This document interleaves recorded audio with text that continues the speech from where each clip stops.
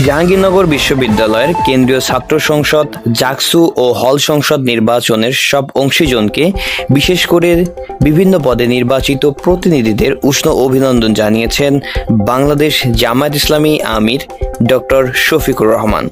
শনিবার 13 সেপ্টেম্বর রাতে নিজের ভেরিফাইড ফেসবুক অ্যাকাউন্টে এক পোস্টে এই অভিনন্দন জানান তিনি।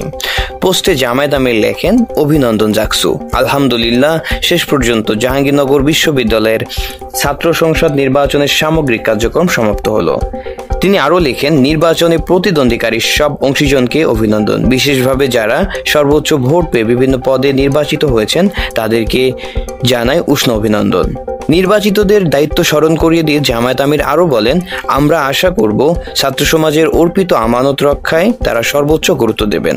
এ কাজে মহান আল্লাহ তাদের সহায়তা করুন। ডক্টর শফিকুর রহমান সামগ্রিক নির্বাচনী প্রক্রিয়ায় বিশ্ববিদ্যালয় প্রশাসন, নির্বাচন কমিশন এবং নির্বাচন পরিচালনায় সংশ্লিষ্ট সবাইকে ধন্যবাদ জানান। পাশাপাশি সরকার ও আইন শৃঙ্খলা রক্ষাকারী বাহিনীর আন্তরিকতা ও নিষ্ঠার প্রশংসা করেন।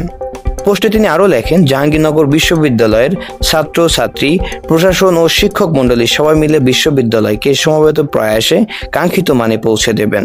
আমরা তাদের কাছে এই প্রত্যাশাই করি। ধন্যবাদ সবাইকে। ভিডিওটা ভালো লাগলে অবশ্যই আমাদের চ্যানেলটা সাবস্ক্রাইব করবেন এবং অন্যদেরকে শেয়ার করে দেবেন।